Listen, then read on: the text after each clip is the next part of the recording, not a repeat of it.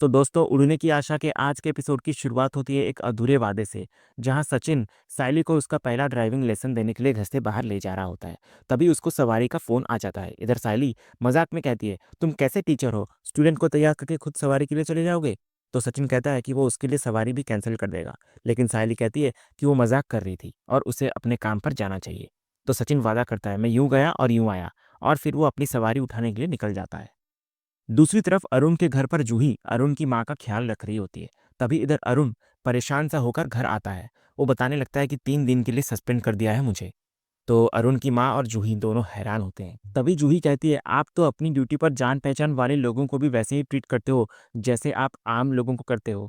फिर वो कहती है कि उसने तो उसका भी फाइन काटा था, तो फिर उसे सस्पेंड क्यों किया गया।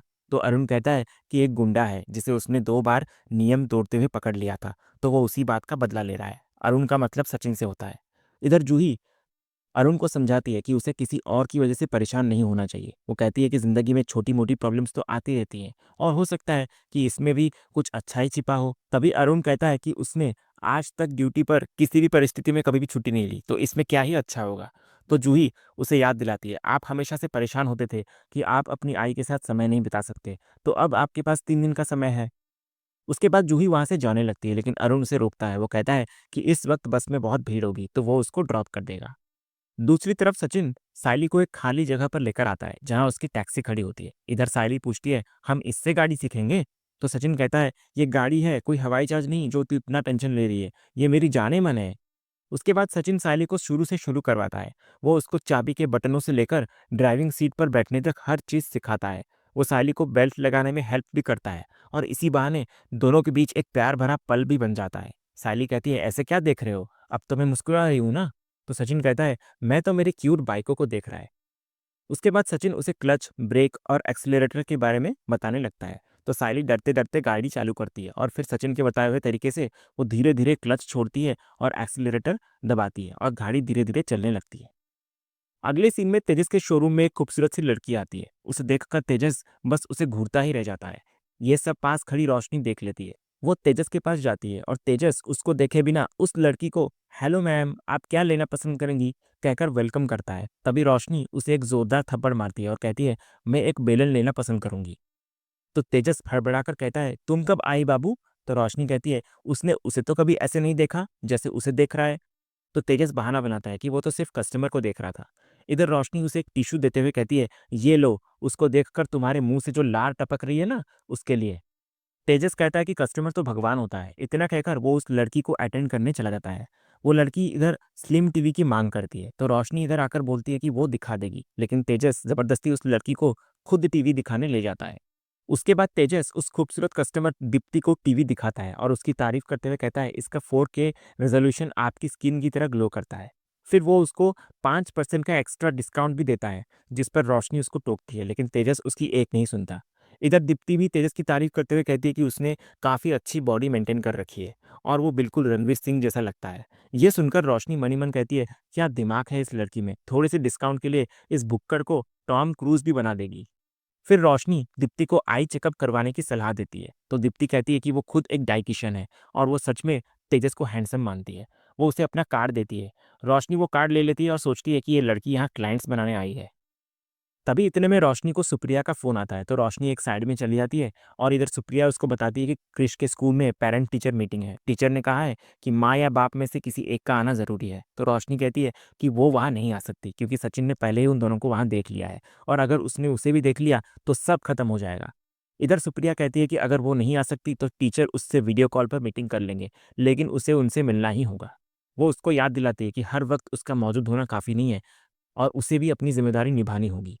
इधर रोशनी ठीक है कहकर फोन रख देती है और मनी मन कहती है, मुझे ये पीटीए वीडियो कॉल के बारे में सोचकर बहुत घबराहट हो रही है। उसके बाद रोशनी सोच में डूब जाती है। तभी उसे एक डरावना सपना दिखने लगता है। वो देखती है कि क्रिश के स्कूल में पीटीए मीटिंग है और सचिन सायली भी वहीं पर है।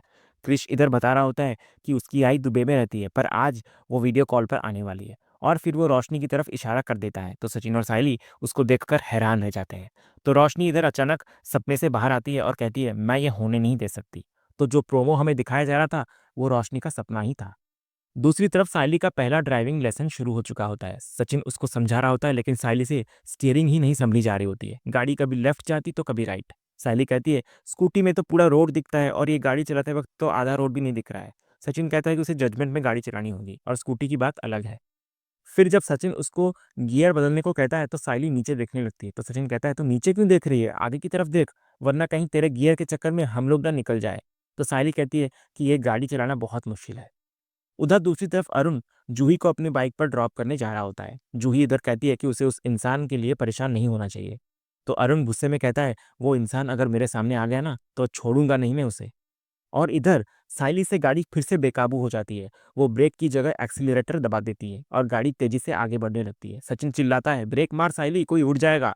ठीक उसी वक्त सामने से अरुण और जूही की बाइक गुजरती है, लेकिन वो उन्हें देख नहीं पाते और एक बहुत बड़ा हादसा होते होते बच जाता है।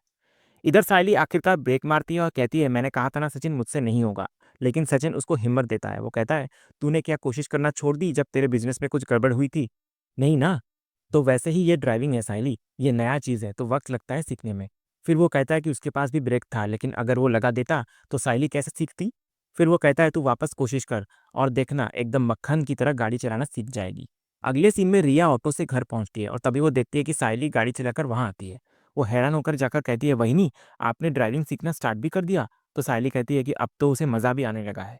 तभी रिया कहती है, आप ड्राइविंग सीट पर बहुत कूल लग रहे हो, और वो उसकी फ़ोटो खींचने लगती है। तभी सचिन उसको सोशल मीडिया पर पोस्ट न करने की वार्निंग देता है, लेकिन रिया मज़ाक में कहती है कि इस बार वो कैप्शन में लिखेगी, मिसेस सायली विथ हस्बैंड। तभी सचिन कहता है कि ये भी लिख देना कि मैं दुनिया का सबसे वंडरफुल हस्बैंड है। तो रिया कहती है, मैं कैप्शन में कोई बायोग्राफी नहीं लिख रही हूँ। फिर रिया सायली को सनग्लासेस पहनाकर उसकी और सचिन की एक खूबसूरत फोटो लेती है। इधर रिया के जाने के बाद सचिन सायली से कहता है कि उसे आज ही फर्स्ट गियर में गाड़ी चलानी सीखनी होगी। सायली कहती है कि वो एक दिन में सब कुछ कैसे सीख सकती है। फिर वो उसको याद दिलाती है, भूल गए जब मैंने तुमको माला बनाना सिखाया था तो क्या हालत हुई थी तुम्हारी, तुमने तो सारे फूलों का सत्यानाश कर दिया था। तो सचिन कहता है, बात तो सही कह रही है। फिर वो कहता है कि उसे गाड़ी के बारे में सब कुछ पता है ना, इसलिए वो जल्दी जल्दी सिखा रहा है और उसने पहले कभी किसी को सिखाया भी नहीं है। इतना कहकर वो फिर पूछता है सायली से, तू ही मेरे को बताना कि मैं एक अच्छा टीचर कैसे बनूं।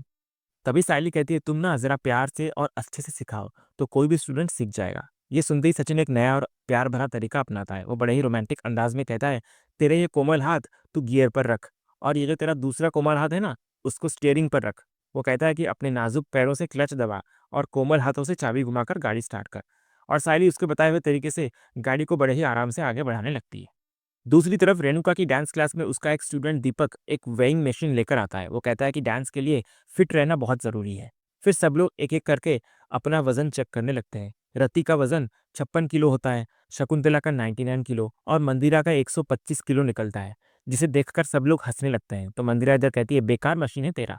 लेकिन असली मज़ा तब आता है जब रेणुका उस मशीन पर चढ़ती है और मशीन अचानक से बंद पड़ जाती है। दीपक कहता है, लगता है मास्टर जी आपके खड़े होने से वेइंग मशीन खराब हो गई। सब फिर से हंसने लगते हैं। मंदिरा कहती है, बेचारे ने अभी-अभी अपनी दम तोड़ी है, भगवान इसकी आत्मा को शांति दे। तो इधर रेणुका को गुस्सा आ जाता है। वो कहती है, नहीं, नहीं, अब तो मैं वज़न कम करके ही रहूँगी। आज से ही मैं डाइट पर जा रही हूँ। वो कहती है कि 2 महीने में वो पतली होकर दिखाएगी। इधर मंदिरा उसको समझाती है कि डाइटिंग का मतलब भूखा रहना नहीं, बल्कि डाइट फूड खाना होता है। और फिर वो एक शातिर चाल चलती है। वो कहती है, आपकी तो 3-3 बहुएँ हैं मास्टर जी, लेकिन सारी तो अब आपके बस में ही नहीं है। आपकी सुनती है कहाँ है वो? वो कहती है कि अगर वो सायली को रिक्वेस्ट करे तो शायद वो उसके लिए स्पेशल डाइट फूड बना ले। ये सुनकर रेणुका का अहंकार जाग उठता है। वो कहती है, शायद-वायद कुछ नहीं, उसे तो करना ही पड़ेगा। जो मैं उसको कहूँगी उसे वही बनाना होगा। अब मैं मेरे वज़न को और सायली को दोनों को काबू में करूँगी। तभी शकुंतला रेणुका को समझाती है, रेणु एक बार दोबारा सोच ले, क्योंकि खाने के बिना तू रह नहीं सकती। लेकिन रेणुका बोलती है, ये उसका फाइनल डिसीजन है। दूसरी तरफ घर पर रात के खाने का वक्त होता है। परेश सायली के हाथ का बना बटर चिकन और बिरयानी देखकर बहुत खुश होता है। वो सायली की तारीफ करता है, लेकिन तभी वहां रेणुका आ जाती है। वो परेश को इतना सारा खाना खाते देख सायली को डांटती है कि उसे परेश की सेहत का ख्याल रखना चाहिए। तभी सचिन बीच में कहता है कि बाबा ने खुद ही ज्यादा खाना मांगा था। फिर सब लोग खाने पर बैठ जाते हैं, लेकिन रेणुका कहती है कि उसे ये सब नहीं खाना है, क्योंकि उसे अपना वजन घटाना है और वो अब सिर्फ डाइट फूड खाएगी। सचिन उसका मजाक उड़ाता है, लेकिन रेणुका कहती है कि वो अपने फैसले पर अड़िग है। जब आकाश और रिया भी आकर बिरयानी की तारीफ करते हुए खाने लगते हैं तो रेणुका के मुंह में भी पानी आ जाता है। तेजस भी रेणुका को कहता है कि आज खा ले आई, कल से डाइटिंग कर लेना, लेकिन रेणुका मना कर देती है और अपनी ग्रीन टी बनाने के लिए किचन में चली जाती है। इधर दूसरी तरफ किचन में आकर रेणुका खुद को रोक नहीं पाती। वो कहती है, मेरा भी बटर चिकन खाने का बहुत मन कर रहा है। इतना कहकर वो कुकर में से छिपकर बिरयानी खाने लगती है। तभी वहाँ तेजस आ जाता है और उसे पकड़ लेता है। रेणुका कहती है, इस फूल वाली ने आज इतनी स्वादिष्ट बिरयानी बनाई है कि मैं खुद को रोक नहीं पाई। वो कहती है कि ये सब सायली की गलती है। तभी तेजस कहता है, आई मेरे पास एक आइडिया है जिससे तेरी डाइट वाली प्रॉब्लम सॉल्व हो जाएगी। तभी उतने में परेश रेणुका को बुलाता है तो रेणुका इधर तेजस से गर्म पानी चढ़ाने को कहकर बाहर चली आती है। परेश उसको कहता है कि कल उसे स्कूल जल्दी जाना है क्योंकि पेरेंट्स मीटिंग है। और इधर रोशनी जो अपने कमरे में जा रही होती है, परेश की ये बात सुन लेती है। वो कहती है, मुझे तो लगा था कि काका कल स्कूल नहीं जाएंगे, तो अब मैं क्या करूं? कुछ तो सोचना पड़ेगा। अगली सुबह सचिन और साहिल दोनों परेश को स्कूल छोड़ने आते हैं। जैसे ही परेश अंदर जाता है, वहां सुप्रिया क्रिश को लेकर आती है। क्रिश साहिल को देखकर दौड़कर उसके गले लग जाता है। इधर सचिन सुप्रिया से पूछता है, क्रिश की आई आज स्कूल पर आ रही है क्या? क्योंकि बाबा बोल रहे थे कि आज स्कूल पर पेरेंट्स मीटिंग है। यह सुनकर सुप्रिया खामोश हो जाती है। तभी स्कूल में पेरेंट टीचर मीटिंग शुरू होने की अनाउंसमेंट होती है। तो सुप्रिया क्रिश को अंदर ले जाने लगती है। सचिन और साइली, जिन्हें सुप्रिया के बर्ताव पर पहले ही शक होता है, उनका पीछा करते हैं और क्लासरूम के बाहर आकर खड़े हो जाते हैं। वो देखते हैं कि अंदर वीडियो कॉन्फ्रेंस की तैयारी भी हो रही है। वहीं दूसरी तरफ शिखा के घर पर रोशनी एक नया रूप ले रही होती है। वो नकली बाल लगा रही होती है और आंखों पर चश्मा पहन रही होती है ताकि उसे कोई पहचान न सके। वो एक ऐसी पहचान ओढ़ रही होती है जो उसके सबसे बड़े और सबसे खतरनाक राज को छिपाने वाली होती है। और इसी सीन के साथ ही आज का ये एपिसोड यहीं खत्म होता है। तो दोस्तों, आज का ये वीडियो आपको कैसा लगा, कमेंट के माध्यम से हमें ज़रूर कहिएगा और कमेंट में हाइप करना भी मत भूलिएगा और वीडियो को लाइक भी कीजिएगा, शेयर भी कीजिएगा और सब्सक्राइब करना तो बिल्कुल भी मत भूलिएगा ताकि ऐसे ही रोज़ लेटेस्ट एपिसोड के अपडेट्स आप टेलीविज़न से पहले पा सकें। तो मिलते हैं हम एक नए एपिसोड के रिव्यू में, तब तक के लिए नमस्कार।